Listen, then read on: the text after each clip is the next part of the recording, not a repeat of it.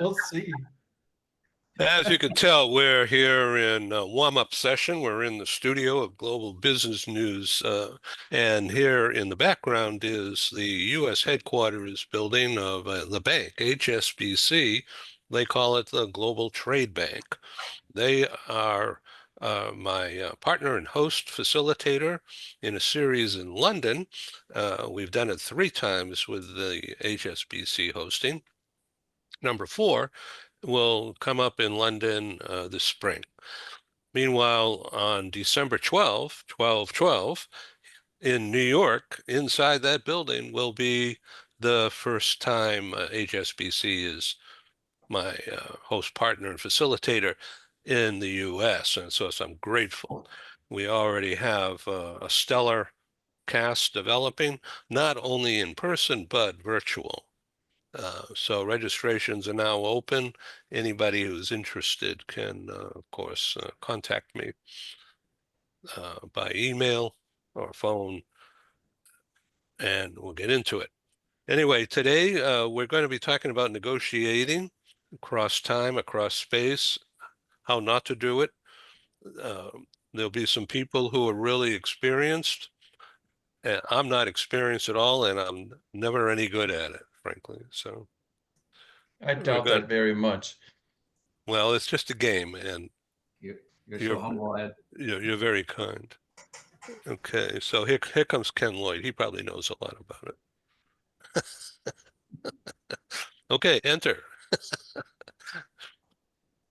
And here's Dr. Ken Lloyd.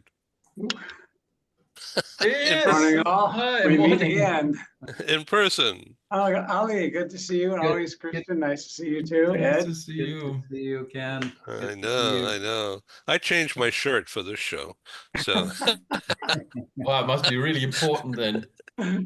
well, do frequent shows, you got to make something look different. oh, you got the skyscraper in the background. Very I impressive. know, I know. Yeah. Yeah, this is a hot building. Wow. Okay, so Ken Lloyd, have you direct experience in negotiating across borders? In a word, no. Yeah. I mean, I've worked in Canada. That's pretty much the extent of any significant international experience. But in terms of actually negotiating, minimal at best. I'm very interested in using this, hearing our session today from the learning standpoint. And I know it'll be quite educational. Ali, I'm so glad that you and Christian, now I see Stephen are on board. That's great. Thank Hi, you. Yeah, Stephen. Great to welcome, be here. welcome back. So I think we've all changed our shirts from yesterday, so this is good. So I have invited Ali to display the front cover of the new book that Ali and Stephen Howard created, because this is right up. This is a bullseye, this topic of negotiation, and especially across borders and cultures, and across industries, and across silos, and across generations. So let's get into it. We'll be joined by others. Ali, Yes. you wanted to say something to the Yes. audience. Yes. Good morning. It's great to be here. I just wanted to, since we're talking about negotiations, and I know in the mind of a lot of people what's going on in negotiating with Boeing. I just want to ask you guys not to get into that topic because we're going through it's a sensitive time right now, and I'd rather not, address any of the current situation and the negotiations during the strike at Boeing. The other thing is also, and that's something that's not just for this time, but for every time I participate in a Zoom meeting, I rarely look at the chat. I don't. So if somebody asks a question, like the last time we had a meeting, I noticed there was a question after it was over, it was done, and I never answered it.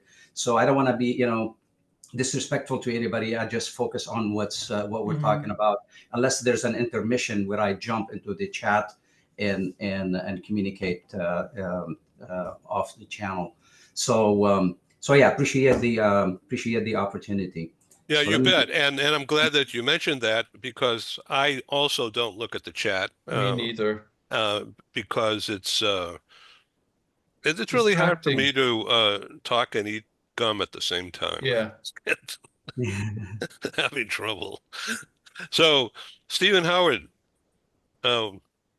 what would you like to add to the description of this front cover? If you enlarge it, people will be able to see the jigsaw puzzle background. Or Ali, if you want to do that. Is that It's a little unclear. I mean, it's white rather than clear to see the jigsaw. oh, Okay, now it's getting clearer. There's more okay. definition, and it's a little bit, crisp. Anyway, let me explain. In the background behind the headline is a jigsaw-looking puzzle, like with a lot of little pieces, some missing. So, Stephen, why don't you talk about the designer and how that came up? Yeah, the designer is a gentleman in Mexico City that I've used for several book covers for myself and even for others, including Marcolo and others. We were talking about this. I was giving him a brief about the book, what it's all about. And he said, God, I'm glad you're writing this book. And I said, why? And he said, because I work with Americans all the time, but they're so hard to understand. He said I was unusual, but that's because I've lived overseas most of my adult life. And I'm not your typical American business person, I guess. I said, well, what's your issue with the American business people? And he says, I find them so puzzling. I said, that's a good concept. Work on that. And so I didn't know if he was going to come with a crossword puzzle concept or something else, but he came with this jigsaw puzzle idea. And Ollie and I were meeting in Palm Desert, California, when we first started writing this book. We spent a weekend together putting ideas together and brainstorming. And when the designer sent us this cover, both Ollie and I looked at it and said, this is it. This has to be it. And then the little carrot with the word successfully is something we added down the road in the design process. So, and the other thing we changed, which is interesting, I think when we first had it, the working title was called Working with American Firms. And Ali and I were talking about that and realized that most international people, they look at their business relationships as partnerships, where again, American business people tend to look at them more as working relationships, or not even relationships, but more just working with others. And so we want to appeal to an international audience, and that's where the partnering came into the title. So in negotiation, Stephen, and then I want to go around to everybody here. In negotiation, on the website I'm building, which most of you have not seen yet, but you will later today when we publish this program. It'll be housed on that website.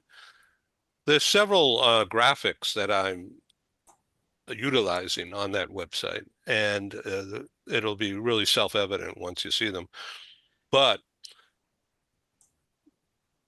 one of the authors of the biggest graphic says that, or is quoting somebody else, says you got to drive. The trick is in negotiation is to drive towards the middle. Don't play hardball. It can work, of course. It can work. Like the Godfather approach, you make an offer you can't It's refuse. a risky strategy. It can work. I'll give you everyone a quick story where I used this successfully. I was in Seoul, Korea, with my partner. She's born in Ireland, but she's an American. And we were negotiating with a hotel. And the Koreans can be culturally very difficult to deal with and to negotiate with. Mm-hmm. And so I played bad cop, and they were not going to relent on what I wanted. And I was negotiating on behalf of my client. We were going to hold a meeting there of about 1,000 people. And so I stormed out of the meeting. I basically said, if that's it, I'm going back to my client. I'm flying back to Singapore this afternoon. I'm telling my client, we should move this meeting to Japan. Now I have to understand the cultural disrespect the Koreans and the Japanese have. If I said I was moving the meeting to Hong Kong, they would have said, who cares? But Yeah. I'm moving this meeting to Japan. And I stormed off to my room. And I stopped at the concierge desk and I asked them to change my flight reservation from the following day to that afternoon Singapore Airlines flight. And of course, I knew that information would get back to the people I was negotiating with. And my partner, she was shocked because I didn't give her a heads up I did this. So it was news to her. And she called me in my room and said, are you okay? I said, yeah, I'm fine. She said, are you really going to do that? I said, no, I'm watching the basketball game. The Bulls are playing it, with the time zone differences. I was watching the Chicago Bulls play basketball in the playoffs. And she goes, well, what are you going to do? I said, I'm just going to wait here and you go down and be the nice person and tell them what an idiot I am and what a hard ass I am and see if you can get them to be amenable. And 2.5 hours later, she called me in my room and said, they'd like to talk with you. Can you be sweet this time? I said, sure. I came down and I got exactly what I wanted. Now, the interesting part of the story is when we held the meeting there 4 months later, they screwed me and they got me good because we needed something. We had too many people at the meeting. We need one of these big awnings to have more people outside having the lunch. And they gave us a price and we had to take it. And I later found, and we had to rent the thing for 4 days from them. And I later found out I could have bought the darn thing for the price of 3 days of rental. So I basically bought them a free huge tent awning. And so they got me back. So it can be a good strategy, but it can have some bad effects afterwards. Christian. So this illustrates, just like the book cover, that it's really all about the relationship, right? So you forget the negotiation and the terms. First, think about what kind of relationship am I working with here? And the stereotypical American way would be to say it's transactional. Exactly. It's all about the terms. And once the transaction is done, no hard feelings, we got what we wanted or we didn't, and that's fine.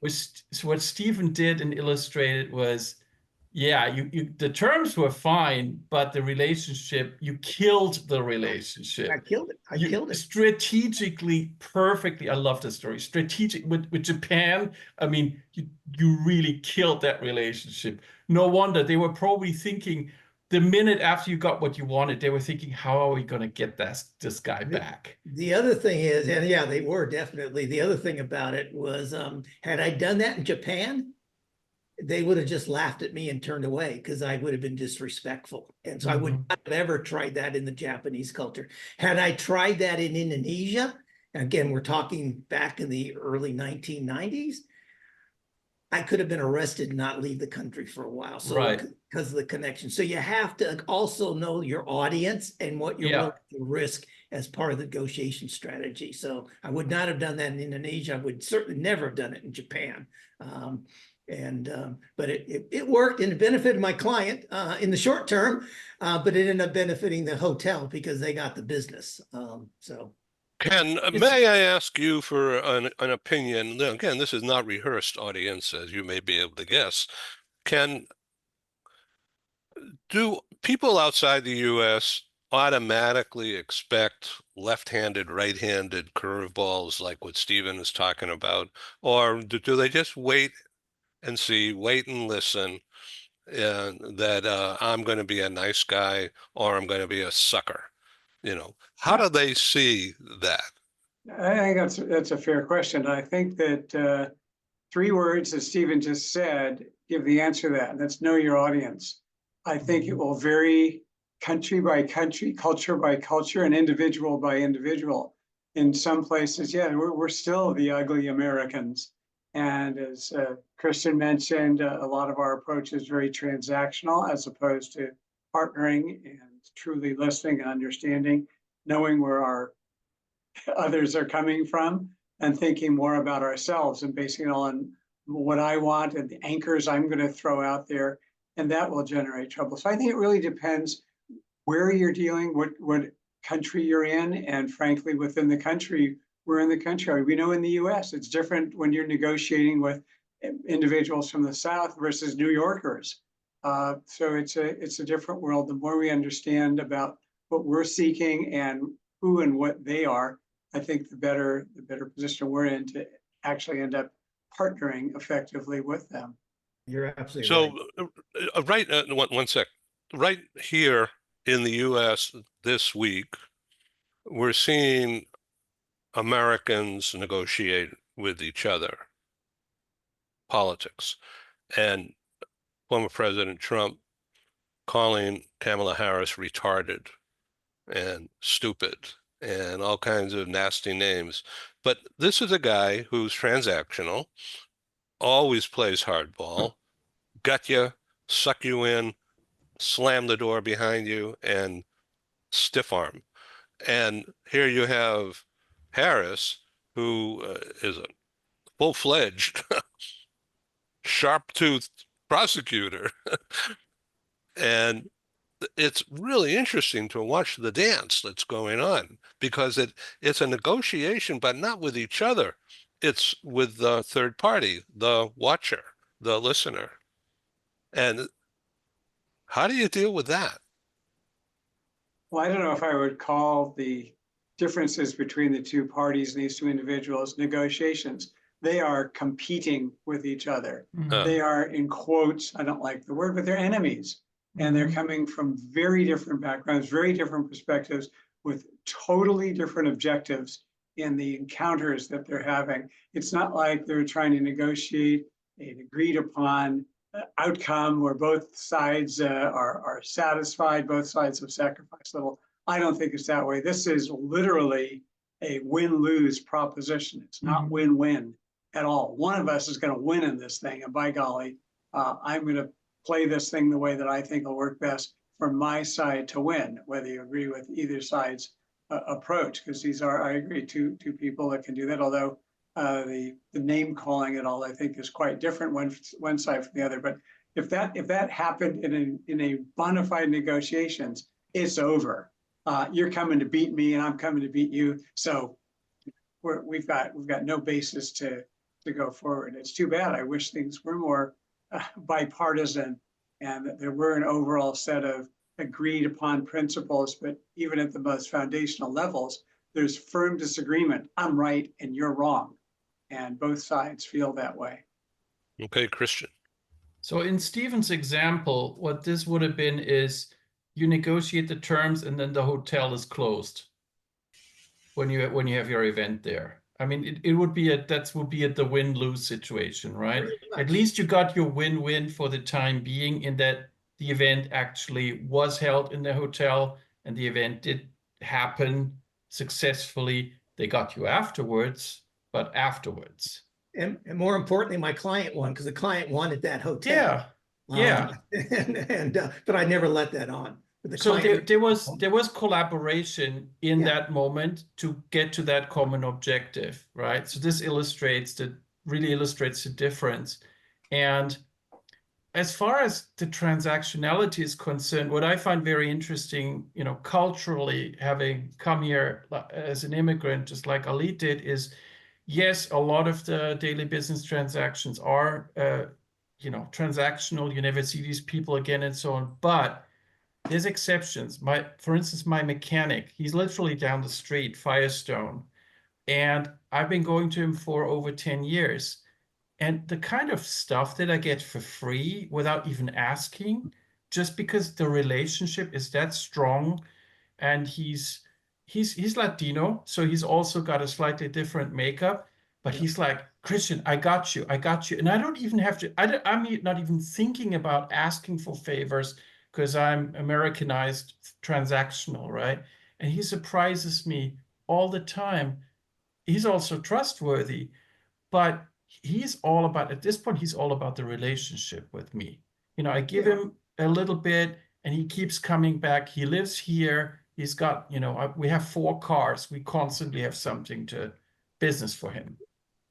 But also, Christian, it's just so the audience understands, we're not saying Americans are only transactional. Right. They're just initially transactional over time. Right. Americans are some of the best relationship partners in the Right. world.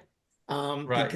But it takes time, unlike in other cultures. And that's one of the reasons Ollie and I wrote the book. In other cultures, they jump into the relationship first and then start to conduct business. Americans typically will focus on the business first, and then we'll develop very strong business as well as personal relationships over time. And that's I just want to make that clear that we're not Yeah, no totally thanks. criticizing the American No. culture here. But it's I guess my point is it's something that you can't expect from Americans. That's No. my view. It's something you can't expect. And yes, does it happen? Absolutely. And if you play your cards right, and if you're not a hard ass, chances are your odds are much better that it will happen. Yeah. But you can't count on it, right? I mean, I can also think of examples where I've been a customer for 10 years, 12 years, and it's as if I had just come in through the door for the first time. Where I go, I feel like the examples you shared, where it's like, are you mad at me? Is there something I've done to offend you? I react like that. It's like, because I feel like you should know me by now. The other thing is to, again, re-emphasize that was a tactic. I used it, and I realized there was risk involved in that tactic. And if I didn't have my partner, female there, who To offset be it. a little softer than me, but probably more capable than me sometimes in negotiations, I may not have done that. But it was something I actually had thought about it. I actually had woken up early that morning. It was a planned strategy, and it's also why I didn't tell her. So I wanted her to be shocked as well, because her not knowing it made it look more realistic. Mm-hmm.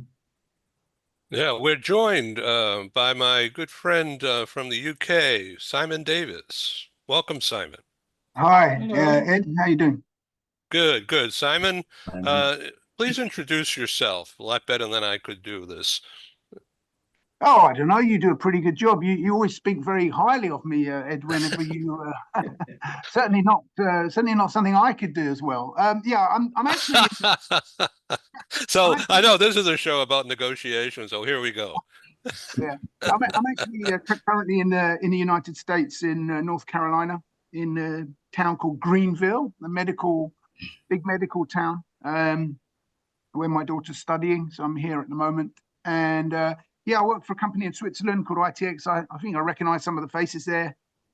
Been in international business for 30 years, lived all around the world, and have used negotiation skills throughout my career in making things happen in various different levels. And currently we are in a similar role, consulting role, where we look to advise organizations about setting up a separate function for their international hires, called a GEC, which is a tax efficient and social security efficient way of managing international staff across borders. So that's me. Yep.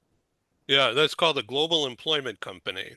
And it's 100% kosher. In other words, fully compliant on every aspect. So let me introduce these guys here.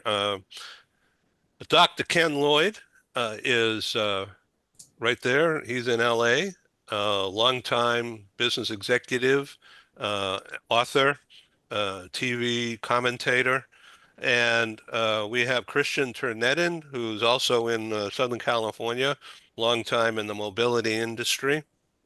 And up in Seattle is Ali Shami, who has many years of international aircraft sales and servicing.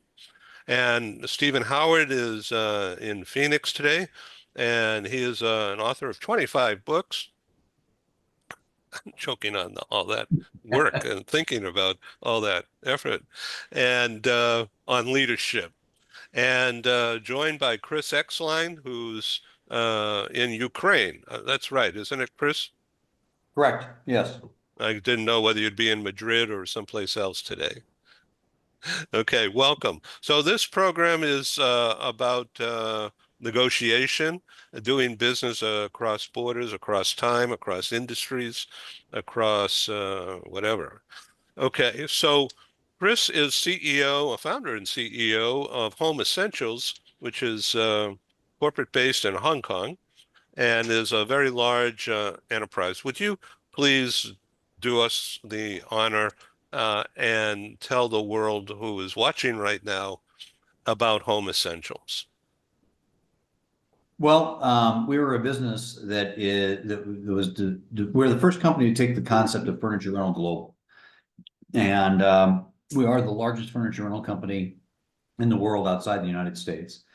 We have operations in 21 countries, and our primary customers are expatriates on assignment. That's how Ed, you and I met. And so we had the first value proposition of instead of companies shipping all of their goods back and forth from the United States or Europe to say Hong Kong, Singapore, other places, they should just rent the furniture since they're renting the apartments. And it was one of those things where it was the right idea at the right time. And then, I grew it, and we were growing at 100% a year until I collapsed it. And, and then we shrank considerably. But then, it's just, so I think like a lot of people's stories, ours has been one of, an incredible ride, an exhilarating ride to the top, mismanagement by the CEO. I'm not going to mention his name, but when the guy's the damn owner, you can't really, and he doesn't have a board of directors or shareholders, there's nothing you can do. But so and then we're here now in Ukraine, so we have a celebrated history. I furnished the Green Zone in Baghdad, Iraq. I did most of the embassies in Kabul, Afghanistan. Actually set up the government of South Sudan in juvenile fashion, Madagascar, Libya, Pakistan, some other places. So, we ended up in Ukraine 2 years ago by wanting to participate in reconstruction. It doesn't look like reconstruction is ever actually going to occur in this country, which is quite sad. And for those of your people watching from the United States, the appetite for American voters or constituents to authorize additional funding for Ukraine is limited at best. And regardless of who wins, if it's Harris, she'll be considerably constrained, and if it's Trump, he and Vance will just basically force Ukraine to capitulate. So we are looking at an end of a kind of a cessation of hostilities for a while, starting in about March, April of next year. Okay, so Chris, you're a very modest guy. So let me stumble around a better introduction with why you're in Ukraine.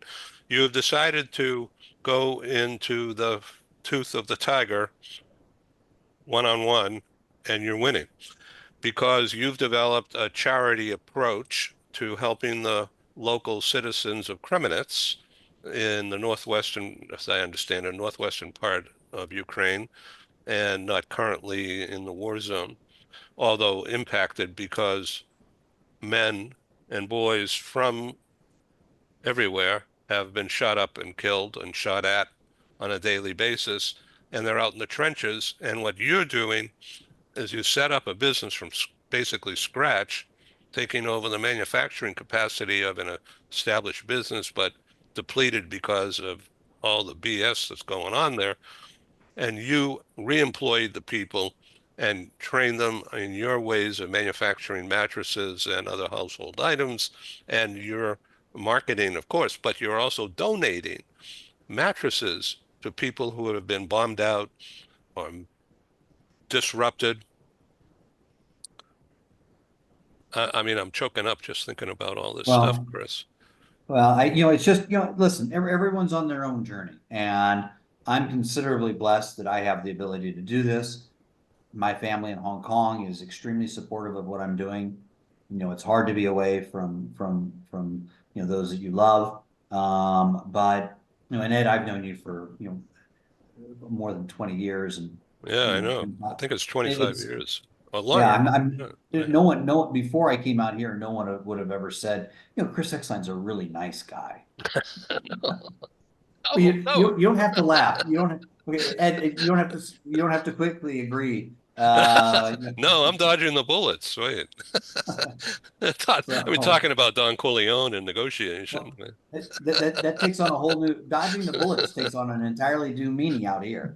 But the but when you're in a small town like this, and this town of 20,000 people, in Zaporizhia 2 days ago, 5 young men were killed from this town.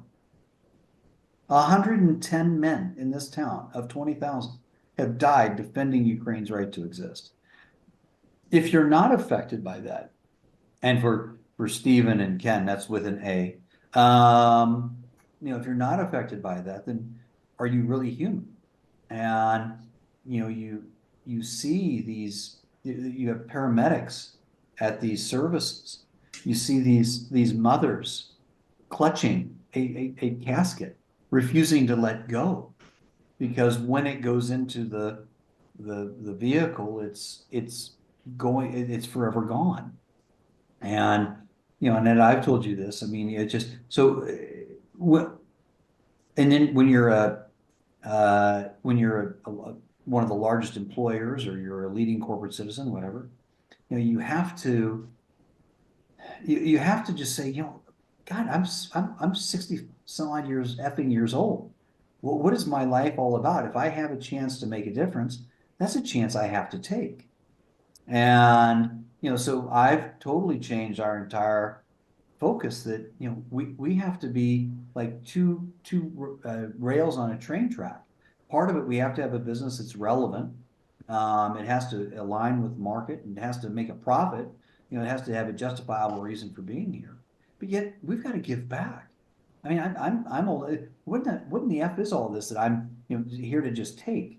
So so when people say, oh, Kremenetz isn't part of the front lines, well, why don't you tell that to 5 of those mothers that will be grieving the next 2 days when their sons come home, and 3 of them can't come home because they died under areas that are now occupied by Russia. So those mothers they'll probably never get to see it's big stuff. I mean, it really is. And so, but by being here, and by having the ability to be here, and I, like Ed, and Christian, I've been on the front lines. I've been in Avdiivka, I've been in Bakhmut, I've been in Zaporizhia, I've been on the Russian border delivering mattresses. So, it's you don't use words like honor or blessings, blah blah blah, but for me to end my career, this way is something that I could have never scripted. And, it's just, I'm inspired every day by the people here. It doesn't make negotiating with them any easier, because it's all Soviet mentality here. So we can segue into the negotiation with Soviets if you want, but that's pretty much the end of my my story here. Breathtaking for me, and I've heard this many times, but each time it just gets more graphic, and because I'm getting more understanding of it, having heard it and now digesting it, now hearing it again. Ali, your background is Beirut, Yes. and I'm sorry that your people are in the middle. Yeah, this is the story of human beings throughout the centuries. First, it's great. I love coming to your show, Ed, because I get to meet Thank you. new people. I know Ken, Christian, and Stephen. You've known each other for a long time. It's always good to meet new change agents like Chris and Simon. Yeah, as Chris was talking, and I know the discussion about negotiation, so I just want to comment a little bit, and then I'll jump into some of the just build on what Christian, Ken, and Stephen talked about negotiations across cultures. First, yeah, Chris, it resonated. I totally agree with you. I'm in the same boat with you. Hopefully there will be some help towards the Middle East, where we have over 40,000 people died last year, and we have over millions of people, including my family, that are scattered all over Lebanon. So hopefully that will be the same. We'll have the same kind of support for the people there. So I congratulate you. I can just feel how great it feels to help people that are in need, and especially we have now the winter is coming in Lebanon, and there are people that are literally living, sleeping on the streets. So, so yeah, thank you for all you do. So back to the negotiations. Earlier, we were talking, and this is for the sake of Chris and Simon. We're talking about negotiating across cultures and doing business as Americans with other cultures. Yeah, that everything that was said resonated with me. And you know what? The researchers like Hofstede, like Trompinars, describe the American culture as a guided missile. We are in the mission. We look in the immediate benefits. We rarely look for hundreds of years like the Chinese look. Look at our quarterly reports. Every 3 months, we do a quarterly reports. We have strategies that are for 1 year. You go for the Han Dynasty, for example, in China, you have other cultures that they're talking about centuries. It's kind of like it drives them into being strategic. It's kind of like the same way that the New Yorkers, they put their names on the list of renting or renting an apartment. They will put their names, but they're not going to be the ones that's going to be their turn to move into that apartment. It's going to be their children or maybe grandchildren. So there's that long term. So back to the negotiation. One thing that is really important, a lot of times we know that there are no words, there are meanings, right? And the word negotiation, if you ask anyone and say, what is the first thing that comes to your mind when you hear the word negotiation? A large number of them feel, oh, there's going to be I win, you lose. You know, there's like going to be tension. There's going to be voices being raised. They're going to be pounding on the table. So that's the first thing that comes to mind of a lot of people in negotiation. And if I want to be a great negotiator, I need to find out what to say, how to say it, but how to win. And the prerequisite to that. So to me, negotiation is like running. Walking, for you to be successful negotiator, is just pure communication. How you look back, forget about negotiation. Just say, if I want to go to South Africa and I want to negotiate, don't just look for reading books to figure out, okay, what is the best way to negotiate? Go back to the basics, as Stephen mentioned. Just go back for the communication. What do I interrupt? Body language, all of those, they are very, very simple, but they are the prerequisites to be able to negotiate. That's one thing. The other, I'm sorry. The other thing that is really important is, as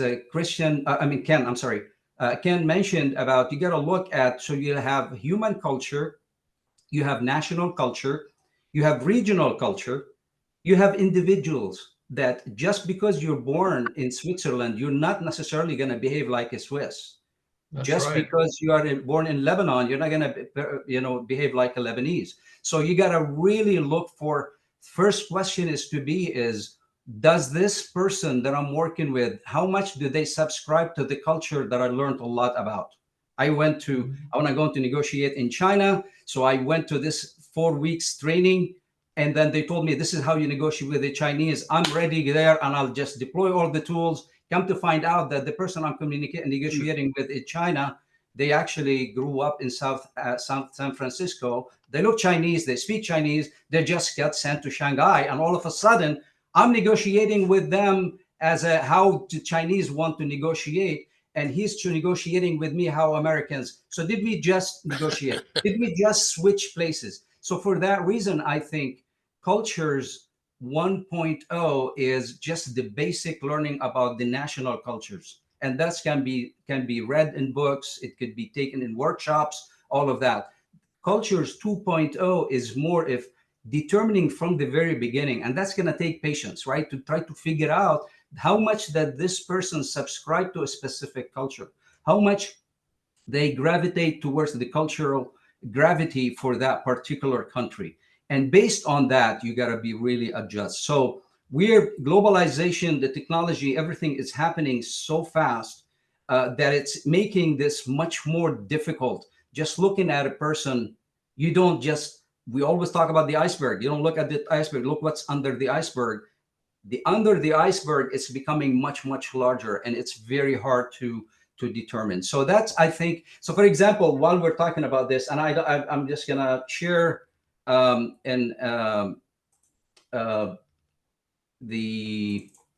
here, let me, this is the part that actually, it happened with me. I was in working with a Japanese customer, and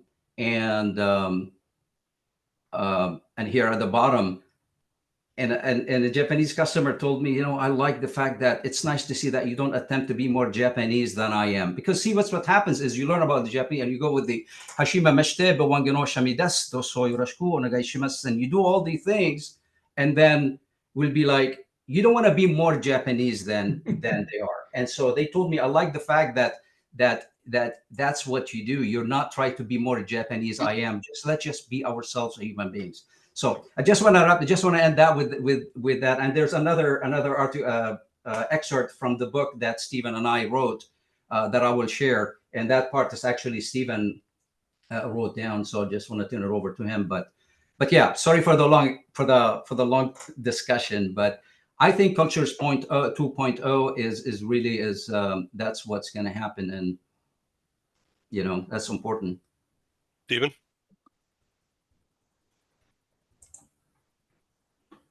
You're mute, Stephen. Mute. Okay, so maybe, yeah. Oh, no, I'm back. Sorry. You're right. Hey, it's Stephen. I mentioned your name because I here. Let me share the excerpt from the book. And I believe when we were in Palm Beach, I believe you had this in negotiations in the United States quicker than in most of other countries, and towards the win-win situation and about deadlines. So I was gonna mention something about deadlines and punctuality and all of that, but I want to turn it over to you. Well, those are very important, obviously. But I want to go back to what Ken said about knowing the person, and what Ollie said about whether they're working from a nationalistic culture, their own personal culture, or their own individual views. I remember one time I was in Singapore, and I knew I'd have to negotiate this contract. And so I was brought in to HR director's office for the final negotiation. And the program I was going to teach for this company was negotiation skills. And so she looked at me and said, okay, everything's good, timing's good, blah, blah, blah, but your price. I said, yeah, okay. Can you bring your price down? And I looked at her and I knew she's a very rational person. So I looked at her and I said, if I bring my price down, you shouldn't hire me. And she goes, why? That doesn't make sense. Don't you want the job? I say, yeah, I want the job. Then why shouldn't I hire you? Because you want to hire me to teach your team negotiation skills, sales negotiation skills. So if I negotiate with you, obviously I shouldn't be teaching your people. she just basically said, you got me. And so boom, I got the contract at my price, not at her price. But the other thing is about deadlines and understanding deadline. I was again negotiating with the gentleman from an IT company. But he was born in Brazil, but he's very Americanized. And I knew he's a type of individual who very focused on deadlines and want to get stuff done. So I'd given him a quote of about $106,000 for a project. Yes, and I knew I have to go he was over going to there negotiate. Okay, I'll jump in. And so we're negotiating on WhatsApp back and forth. He said, I got to bring your price I'm down. on a call. Hey, what can you afford? Someone's using. I don't know who's on the phone there. And he said, I need to bring it 100,000. Simon, you have a hot mic. Oh, okay. And so I said to him, I said, all right, I can, let's talk about this. It might be reasonable. What do you have in mind? And he goes, what do you have in mind? And I was just about to type the number 95 into my phone and send it when he sent, and I paused. I took time like I was thinking about it. And he sent a message to me with 96. And I said, okay, 96 is good. So by pausing and understanding the person and knowing that, it was like close to the top of the hour. I knew we had another meeting to go. I know he wanted to get this is important to him, blah, blah. I just took that extra 30 or 40 seconds before I pushed send, and I got an extra $1,000 out of it. Yeah, Christian. So this story, I love this story, and I've had similar stuff happen to me, but it illustrates that another thing I would add to what Elise said is knowing what you're working with. I always talked about that with my team. It's yes, so there's a negotiation and fear of negotiation and all the emotions associated with negotiation. Am I a good negotiator? No, I always get screwed, and so on, so on. Okay, there's that. Then there's the cultural part of it is what culture am I dealing with? Ali illustrated that. I'm dealing with a Chinese person. Turns out that person isn't culturally really all that Chinese anymore. Okay, so there's that problem. But then the third one is, what am I really working with? And that's where the deadlines come in. That's where, who is this person on the other side of the table that I'm talking to, right? Ali, if you had learned that a long time before your training, you would have taken in the training in a different way. You didn't have that information, you didn't have those details. So I always try to tell my team, okay, take a step back and look at what you're working with. It's like cooking. You want to make a meal, the first thing you do is you go into your pantry and see what you have, and you see what you need to get. Don't think about how long it's going to take. Don't think about how hard it's going to be. Don't think about who's going to eat it. If you don't do that, nothing else is going to happen. So I would just want to add that to what everybody else has been saying, because it keeps coming up in the stories we're telling here. Yes, Christian, that's an excellent addition to what we talked about. Yeah, learning. Like I have a friend of mine in Dubai. He told me before we get into negotiation, we have people coming from all over Europe, all over the world, coming to sell us things and service and products. And he said a lot of times I say, okay, let's meet in the Jumeirah hotel at 10 a.m. And he said, I deliberately don't show up at 10.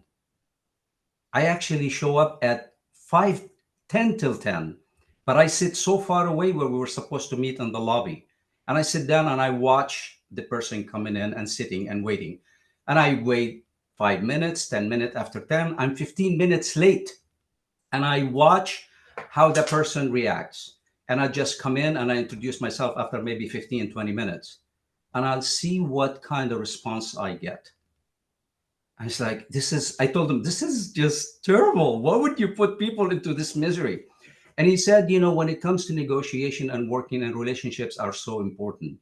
I am pretty sure if that person's culture, individualism, as an individual, if he believes punctuality it's the only indication of how respectful the person is, I'm going to have a difficulty with this person, because the majority of the people here are more belong to the collectivistic society culture. So as they're making it their mind whether I'm a good person to partner with, everyone else, I am measuring him how patient he is with me, how much he's willing to bend backwards. Contracts and negotiations in many cultures they're not the same as it is in the West world. We finish the contract, that's it. You're gonna have to execute. We can't just go back to the drawing table all over again every now and then and just change things. This is a sense, the more you stick with the contract, the better you stick you stick with the contract, the more I'm going to respect you. I'm going to do business with you over and over and over again. In a lot of cultures, no, the contract is a draft and will continue to be a draft until the business, because the relationship is more important. So absolutely, those things are so important. And how much the person is flexible to understand the situation, and how this trust is built, that is so important. And so I told my friend, I said, okay, you know what, maybe just be careful not to tick off someone, just they will walk away and you lose a business, you lose a partner as they're waiting for you at the hotel. So I just wanted to share that story. Let's welcome Simon back onto the program. Simon, unmute, please.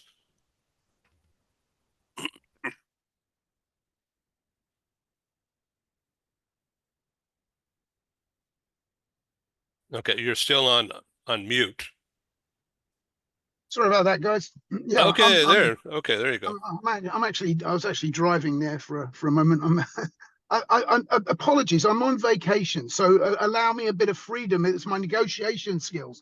But I wanted to join the call, and it's very interesting listening to some of these examples that you're giving, and particularly the example around people's perception of a negotiation, because for me, it's about one, two, or more parties coming together to come out with a mutually agreeable direction. So it isn't necessarily about someone trying to get one over on the other. And in addition to that, I think it's about trying to find out what the ulterior motives are that might be driving a particular viewpoint. So I'm interested to know from the group, in their experience, how you do that deep dive in a way that, you know, if I think about the great negotiators, if I think of Kofi Annan as a very, very well respected leader, as a very calm individual, and a, you know, very passive way about him, but a very, very cute and brilliant negotiator. Mandela was probably similar. So I'm interested to know from the group, you know, how you work that out, whether there's an ulterior motive going on, and how you bring that out in a way that's not going to stall the negotiation. Yeah. Dr. Ken Lloyd. I think just one point at the basis of it is a word that's been used already in the discussion, and that's trust and trust building. For this to work in any which way, if there's a sense, even if it's subtle, that you can't trust the other person or that person cannot trust you, negotiations are doomed. So the idea is, how do we build trust with others? And part of it is by trying to understand them, to listen to them, to observe, to really use all of your senses in interacting with them, and certainly not coming in with biases or with anchors or with absolutely unbending positions, but to really come in there and look at this as a negotiation, not as a conflict. I'm going to come in and I'm going to win. I'm going to beat you, as opposed to how can we really work together, and so that they truly understand that's where you're coming from, and you can be trusted.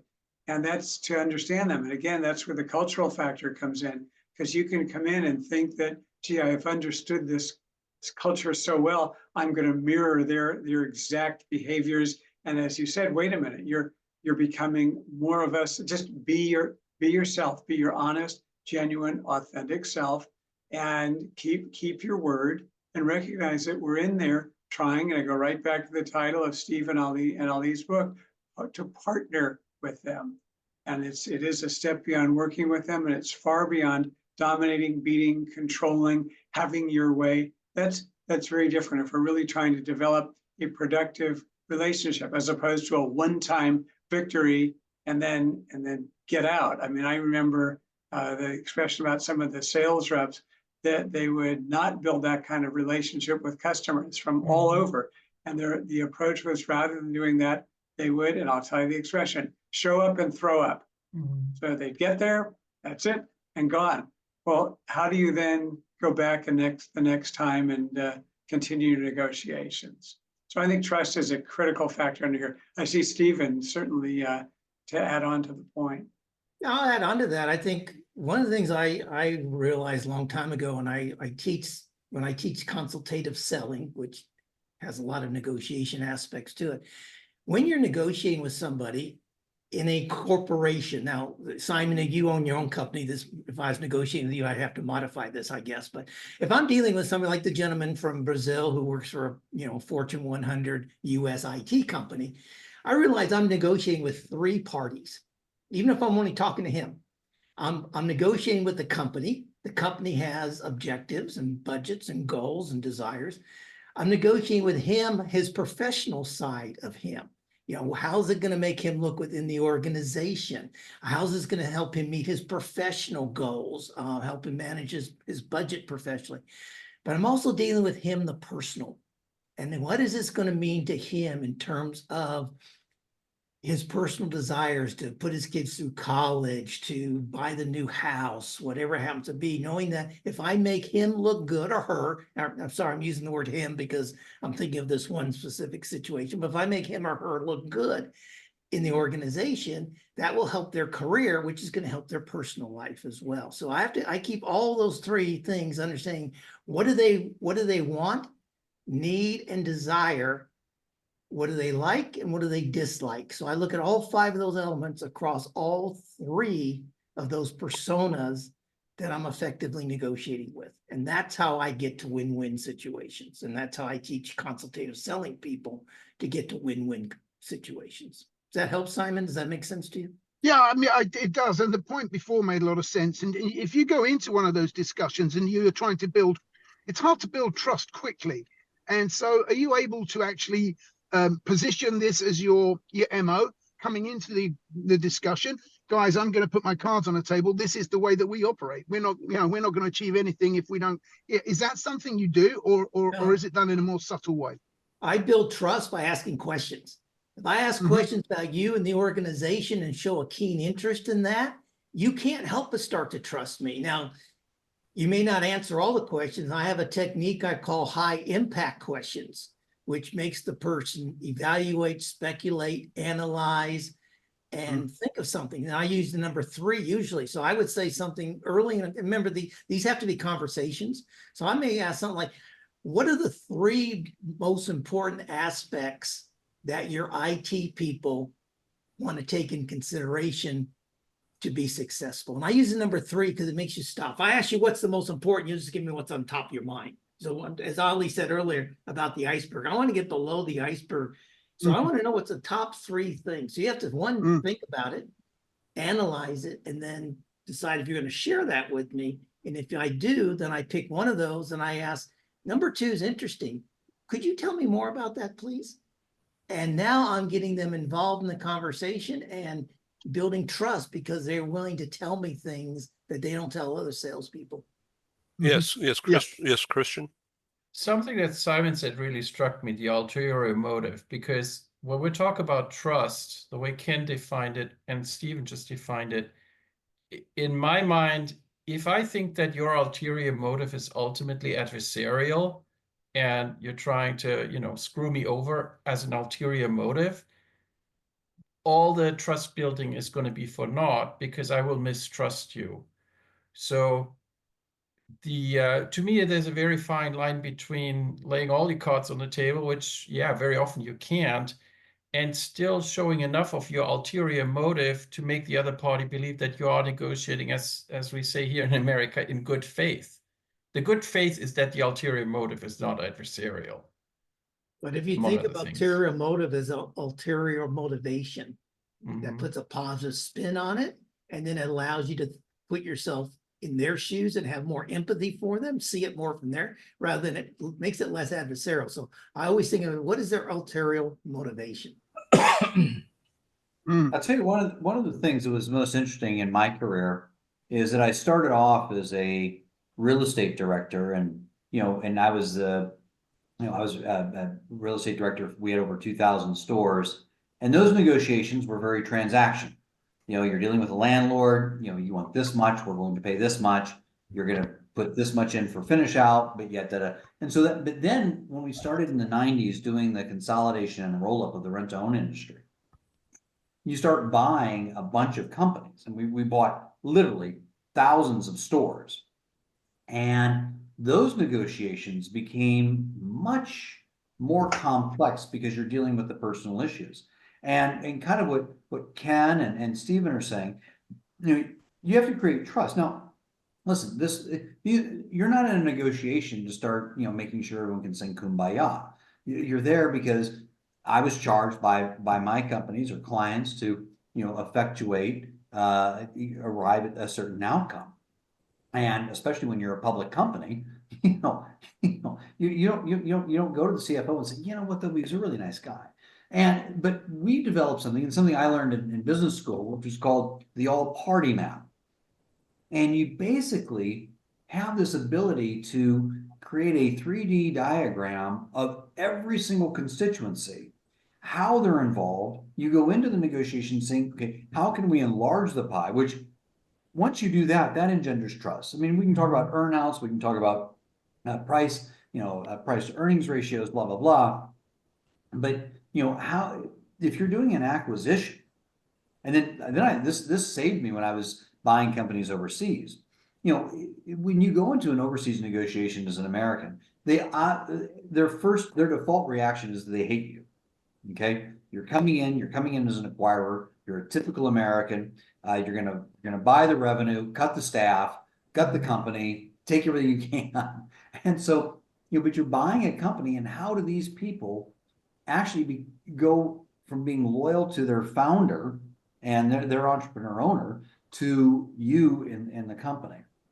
And you cannot do that. It's like Ken said, unless you engender not a succession of struggles, but a sensation of trust. And that only comes by understanding how, what their goals are can align with our corporate goals, and somehow coming with us will actually bring you further along than where you are now. And, so it really, this all party map, being able to enter into, and we do it today. We look at, their bankers, if they're in default, their suppliers, their customers, the employees, the landlords. What are all these people thinking right now? How do we come in, not as some type of here in Ukraine an oligarch, but come in as a as not something as bullshit as a white knight where, oh, like, we're saving you because American people outside of America don't believe Americans save anything. So you've got to, it's very delicate. But unless you go in like Ken was saying, and kind of like what Ali and Steve were saying, you've got to go in understanding the people's culture, not surrendering the culture, but understanding that culture to make sure that you go in and you earn their trust by understanding how you can communicate to them that this acquisition or this negotiation will expand the pie. Well, is what I'm trying to do. You'll expand the pie so that everybody can actually win, even if our overall goals might be a bit different. I love what you said, Chris. It's really sparked a couple of maybe suggestions depending on the situation to Simon's question.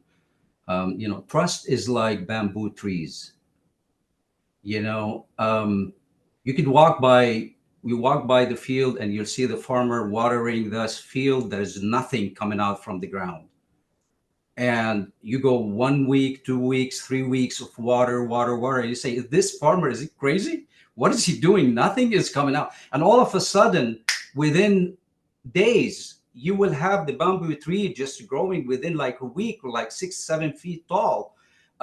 So when negotiating, I think in looking at the trust is ahead of time, doing the homework, learning as much as possible. If you're in a company and you have regional directors, executives, they've done that negotiations in the past with the company, to go ahead and learn from the experience. Tell me a little bit about that person that you negotiated in the past. What worked? What didn't work? There's a lot of homework that needs to be done. Now, at the same time, being prepared for surprises, because maybe things are different on the situation. You got to be ready and not just necessarily read the script.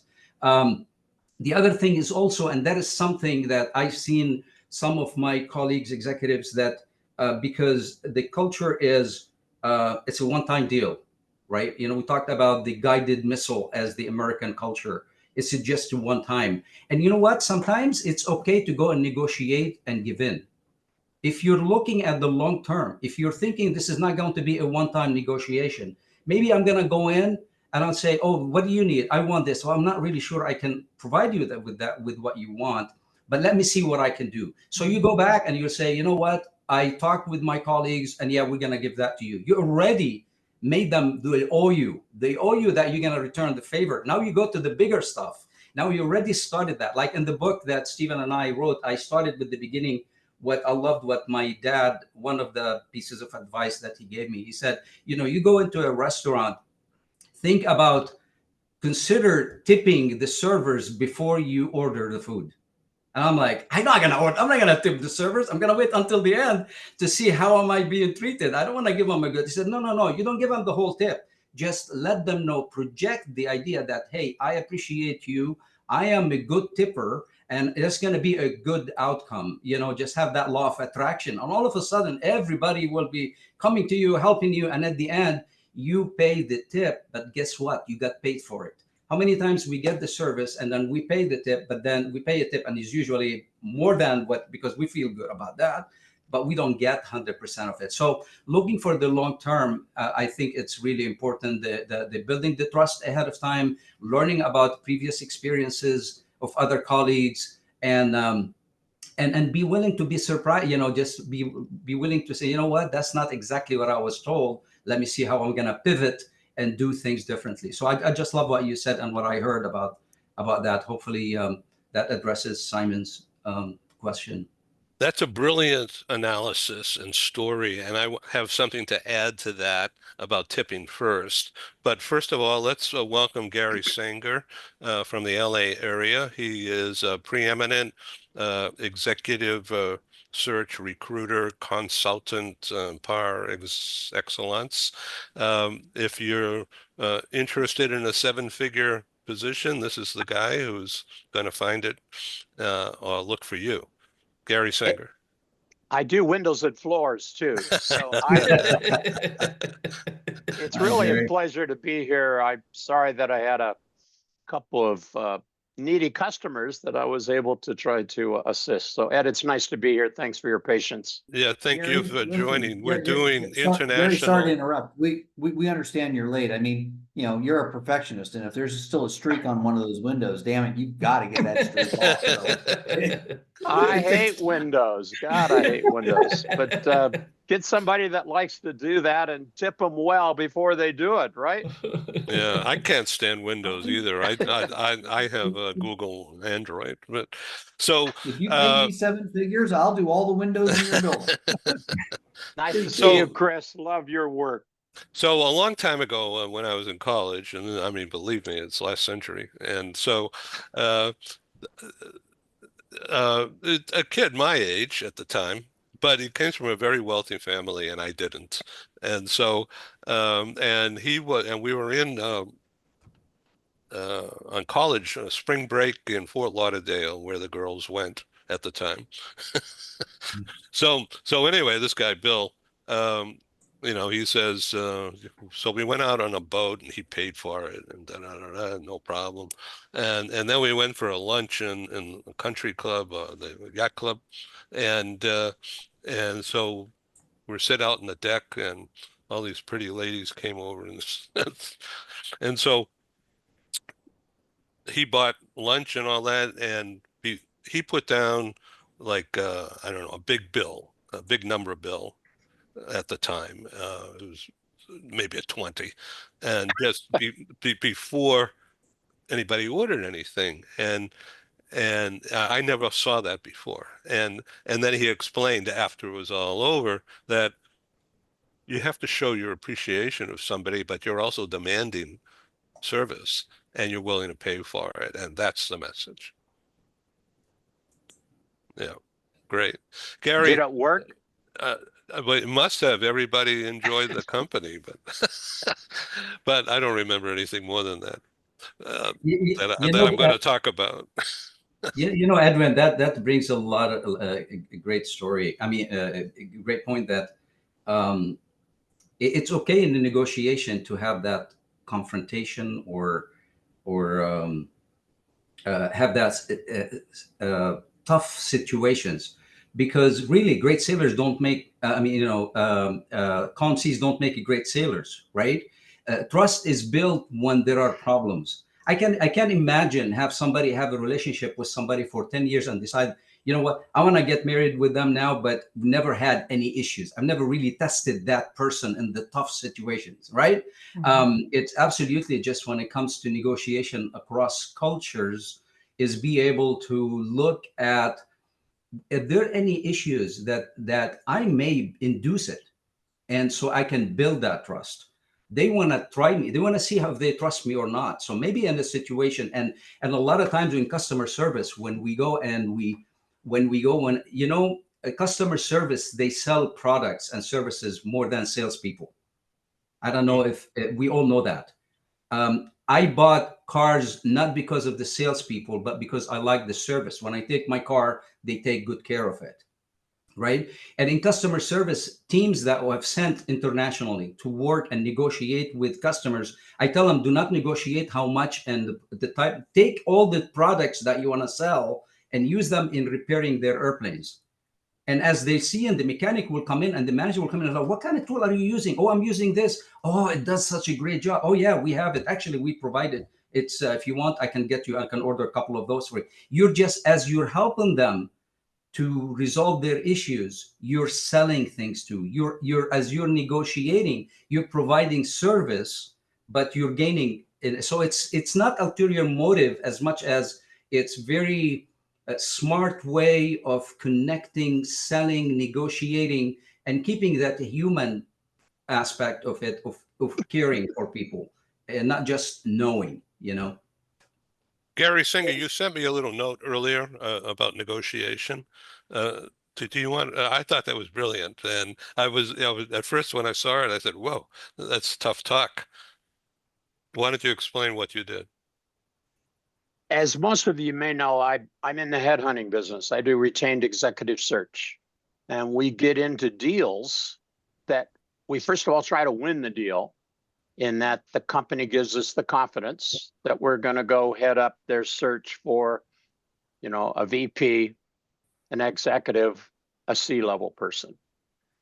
Wanted to share a quick story. This is with a very close family friend, and he has had a great career thus far. He's early 40s, and he is leaving a company.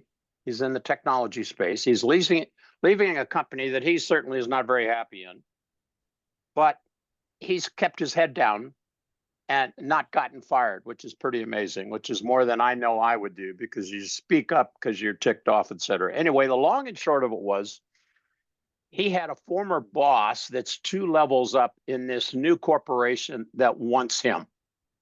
And so they had designed and defined a new position where he was going to have a global responsibility, and it was going to take him up to the 7-figure level in terms of a package. And so I said to he's really a dear longtime friend. I said, let's role play. Give me the situation, who you're going to be talking to, and lay it on them in terms of what you want, because you've been sharing and whining and talking about all that. So he did about 2 minutes on that. And I said, very simply, I love you a lot, but that was awful. Now, some of you had just gasped, Stephen, I think. I've been known to be blunt. I've been known to call the elephant in the room very bluntly, the elephant. And I said to him, now, what's important to you? I didn't get what was the message. And then, damn it, you just kept talking. So you were just diluting all of the emphasis you had on what you wanted. I wouldn't hire you. I'd discontinue this. And I was being a little bit dramatic about it. But I think the point was, look, I want this job. Here's what I can do for you. Here's what I've been making. And here's my expectation of you. Period. New paragraph. Shut up and listen. He was having heart failure in the midst of trying to role play that a couple of times. A few days later, he had that discussion, and I said, how'd it work? He said, I start Monday. I think when you really have to be clear on what you want, what's important, what you'll walk from, what in fact you will say no to, if in fact you're there trying to get the best deal and you'll say yes to something lesser than that. I just really have that big deal that said, get specific and then shut up and listen. And oftentimes he who blinks first, and it's usually the guy that wants the job. I love that story because it worked, but also it was a situation, it was the right thing to do. Thanks for letting me share that. Gary, Thank you. Steve? Gary, I have a quick question. I mean, how do you negotiate with someone right now, at this day, today, at this point in time, that's a Mets fan? Repeat that. How do you negotiate with someone right now, at this point in time, today, real time, that is a New York Mets fan? How dare you hold up that mug of blasphemy? I offer a number that's maybe No. 4 figures and say, hey, let's play it, man. No, there is no win-win in this. When our Mets are going for the Subway Series, Our Mets. Oh, I hear an offer on the table. All right, you and I have $500 on the bet, and we have to spend it at a meal with drinks, and we're going to enjoy it regardless of who wins. well, and that's where I get to my full disclosure. Actually, being from Chicago, I'm actually a Cubs fan, so we're used to poor losing guy. all the time. Well, Gary just showed us a good win-win situation on negotiation. You're both going to enjoy the meal. So, but in seriousness, I think Gary hit a point no one's brought up before, which is extremely important. Whether it's you're negotiating on behalf of your company, you're negotiating on behalf of your family, you're negotiating on behalf of yourself, is understanding what is your walk-away position and being willing to walk away with it without regrets. I mean, I was being recruited a few weeks ago, actually, by a credit union in Albuquerque that wanted me to go do a 5-month interim project for them and move to Albuquerque for 5 months. And while the pay was good, there were some other conditions I had, which I was that teepee not going to be warm enough that you had to stay in? Yeah, well, that was one of them. But there were some certain things and I just put it on the line. I said, and they didn't even, they just said, sorry, our corporate, we can't do that on our corporate policies, which interesting told me, because part of it was like a relocation, just a minor budget, but obviously I'd have to move to Albuquerque from Phoenix. Part of it, and if their attitude was, no, you're going to be on a contract basis, you're going to be, one, they weren't going to treat me like an employee. So one of the things I asked for it, because it was a contract, was to make sure I was going to be paid. It's full time for 5 months. I wanted to make sure I got paid on their holidays, like Thanksgiving, the day after. I don't want to go there and get a day rate and find out 1 week in November, I'm going to get paid 3 days. I'm not going to get paid between Christmas and New Year's because they're closing down. That's not fair to me. And they said, no, well, we can't do that. It's not our company policy. I realized that their values and my values were at conflict. And so I just said, thank you, but no, thank you. So I knew my two-way position. That was important. Stephen, if you refocus that to say, let's just use an example. Let's say that was a $100,000 deal and it covered 5 months and it's trying to influence $20 million worth of business, just making these numbers up. So I stay focused on the 20 million. I stay focused on the 100 grand, and I stay focused on these are the things we can get done for you. I hate it when you get lost in the detail down there about whether you get paid for 6 holidays or not.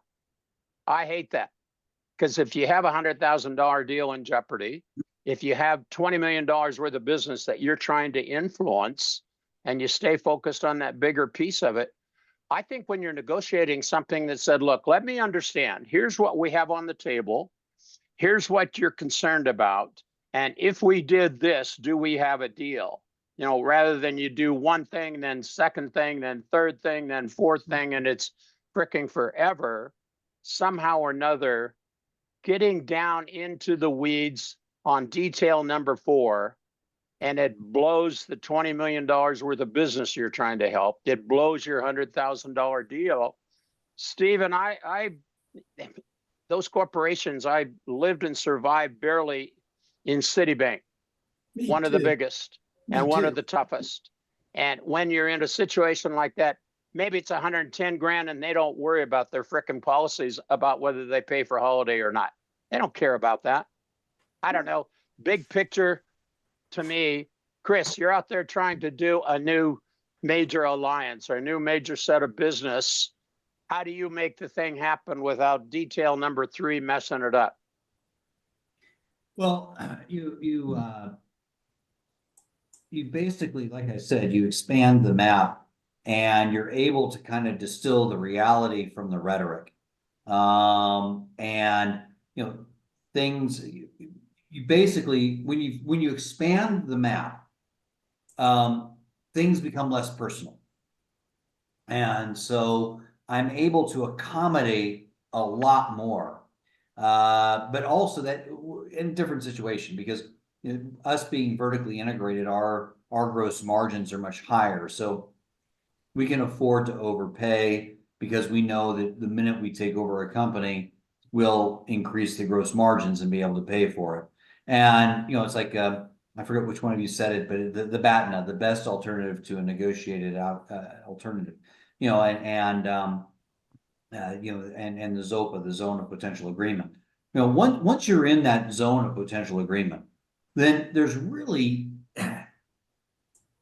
you should close, unless someone is really unrealistic, or, and Gary, you know this much better than I, you have incumbent constituencies that don't want to lose their job and will passively aggressively submarine a deal because they're going to be out of a job.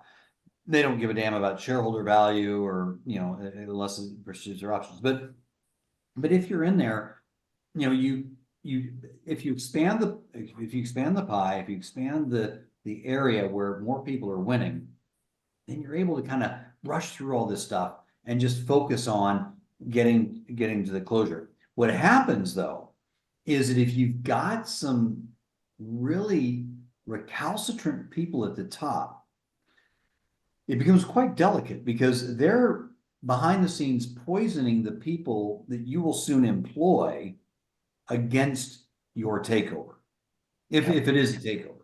And it should never be, first off, you never use the word takeover, but you know, the merger, the acquisition, or the integration. And especially in Europe, oh my golly, you know, Christian, you as a European, you know this. As an American, we could never go in and use the word takeover. Can't even use the word merger.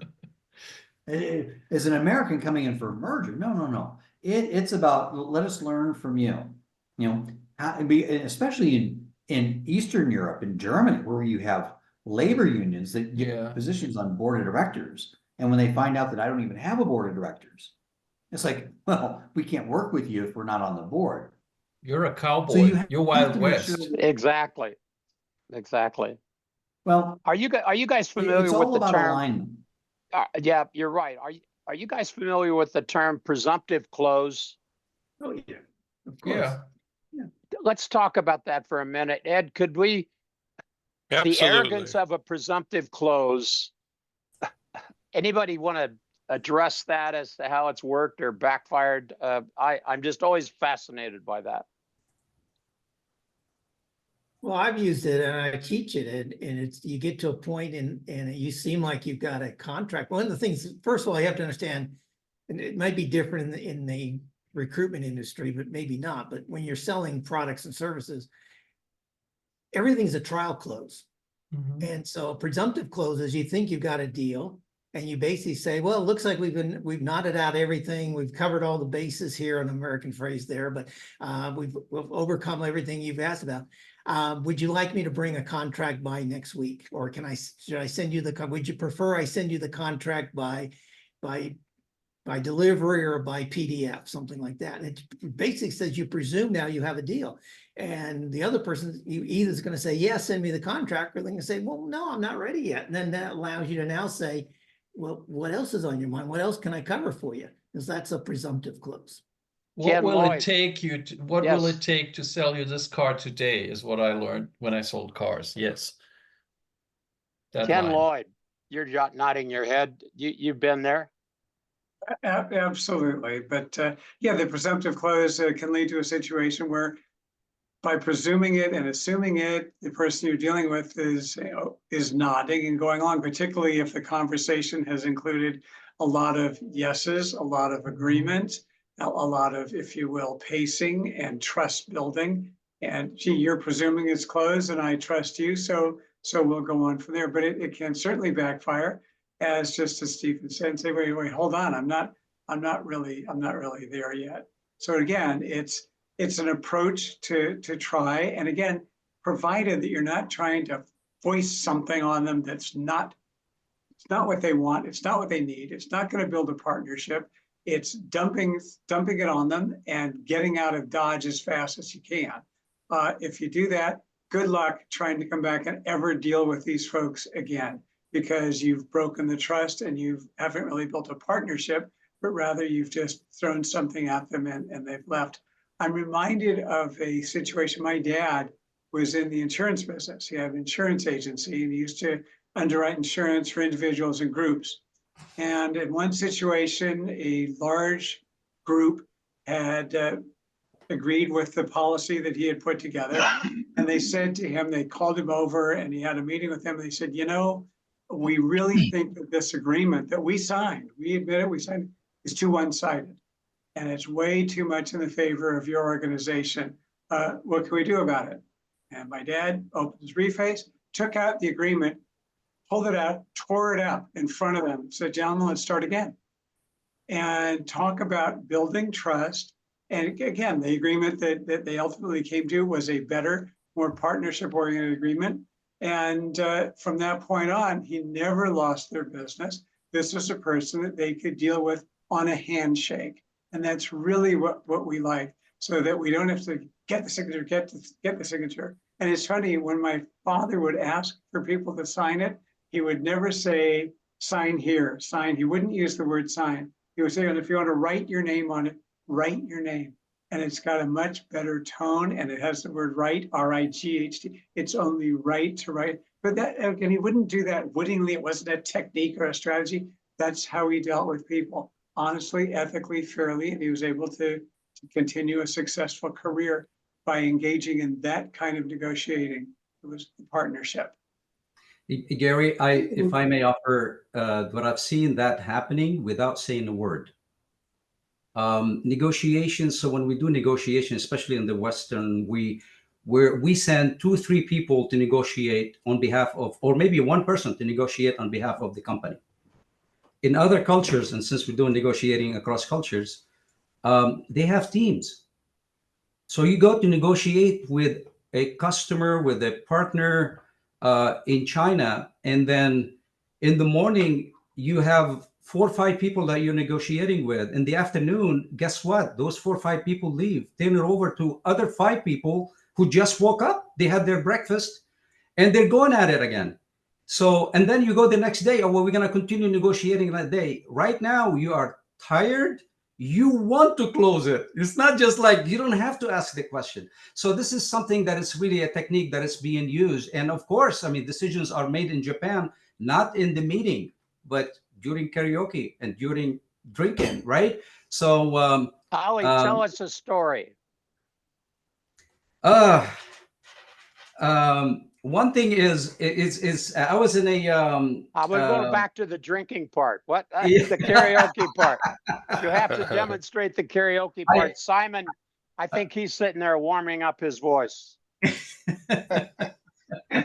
Oh boy, I think I learned the lesson at just realizing how tiring it is. I mean, a lot of times we're just like we have a meeting on Monday, we arrive on a Sunday, and then we start the meeting, and it's time for me to leave on Wednesday, and they sense that, and it's so I said, but I also I've seen other colleagues just not seeing it and just getting tired, and I'm like, okay, just take a break. Let's extend our stay in Singapore, and then go back at it again. So yeah.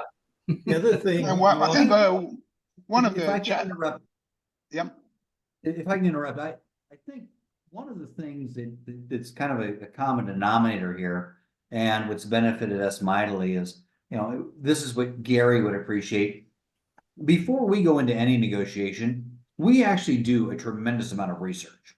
Mhm. We want to know the background of all the players. Right. And since we're usually in, I'm not trying to be arrogant, but since we're usually in somewhat of a stronger position, we can be patient.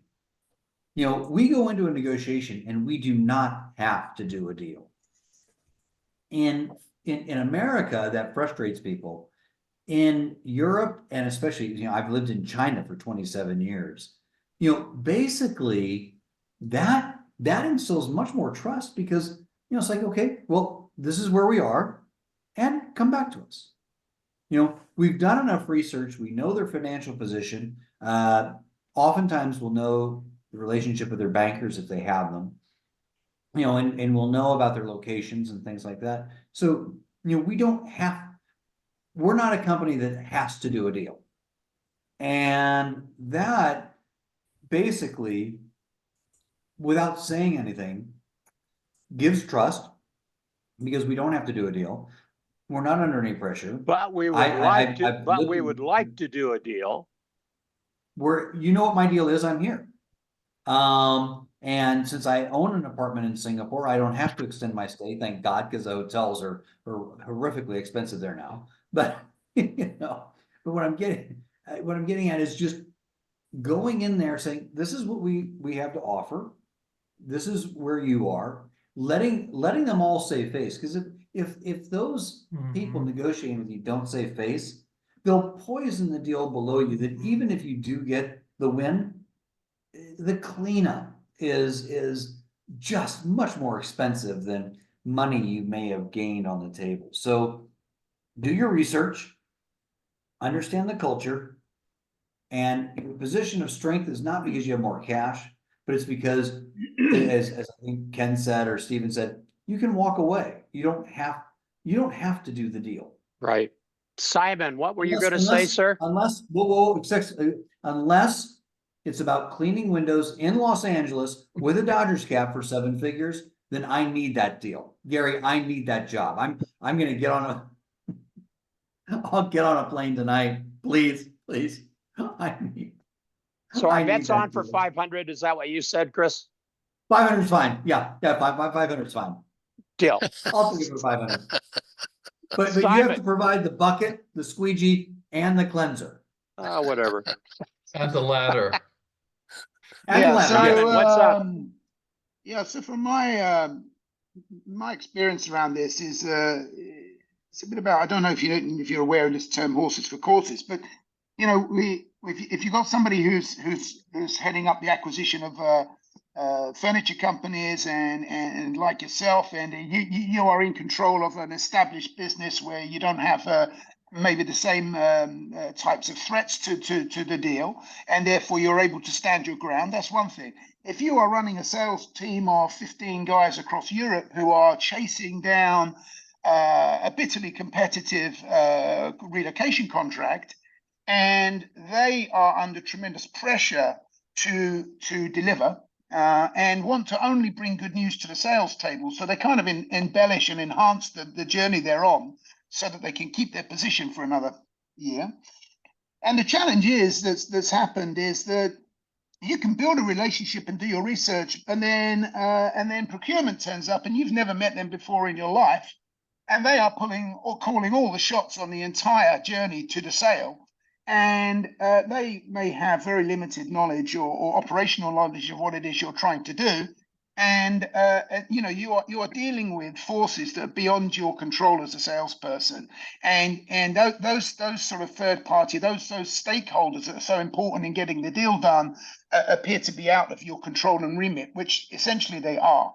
So it then becomes a bit of a bun fight on cost, and then again you're then involving other people in the business to help to make that deal happen. So it's a very complex set of it's a complex scenario in depending on what business you're in. But I certainly have seen that in my experience where the salespeople build fantastic relationships only to find out that actually the people who are doing all the real negotiations are a long way away from the ones that they've met and worked with and had lunch with over the last year. Just a point of view. The other thing is, we've said several times, for us negotiating, we have to understand the other party. We have to be careful what the other party understands about us. I mean, I've seen so many times Americans, they don't have the patience that their companies don't have the patience that Chris just talked about. So you land in Korea or Japan on Sunday, you start a negotiation on Monday, and one of the first questions they always ask you is, how long are you here for? Oh, I've got a flight on Thursday afternoon. Well, Monday, they play around, they delay. Tuesday, they take you out to dinner. They go to the karaoke. Wednesday, you're hungover. They start negotiating on certain things. Comes Thursday, and you're in those negotiation sessions, and you've got a flight booked at 5 o'clock in the afternoon. You're trying to finish up by lunch, and they know it, and they're playing you, and they're playing hardball with you. So because you don't have the patience, and they know what your deadline is. So we have to be careful about what we reveal of ourselves or our organizations when we're in the negotiation side, because it can be used against us, just like what we know about them can be used to benefit us in the negotiation. Ed, just a final comment, because I'm sorry I need to run. Another caution I always think is you are really foolish to get this in the lawyer's hands too soon. Get the deal points agreed to, get the understanding of that, give a time frame and a budget for that lawyer, and then go make that thing happen. The lawyers involved early almost always screws it up, in my opinion. Yeah. I'm sorry, I have another commitment. Ed, thanks for squeezing me in here. It's always a pleasure. Take care, all. I wish you a good day, and let Thank the you. record show we're on, baby. Go Dodgers. Take care. See you guys. Yeah, Same here. goodbye. Same here. Thank It's a you. pleasure. Thank you very Thank you, much. Ed. Thank Bye. you. It's nice So- meeting everybody. Thank you. Same As we here. come to a close here, let Thank me you. just sum up that this building behind me there, that glass building, once again, is the U.S. headquarters inside there of the bank, the British bank, HSBC. And they are hosting my New York meeting on 12/12. And we'll be on the 29th floor, which is their International Conference Center, hardwired, and will be virtual as well as in person. So Simon, it would be great if you guys could come on over and talk in person, but you're certainly welcome to do it online if that's better for you. Anyway, thank you guys for Thanks, Ed. this terrific learning session for me.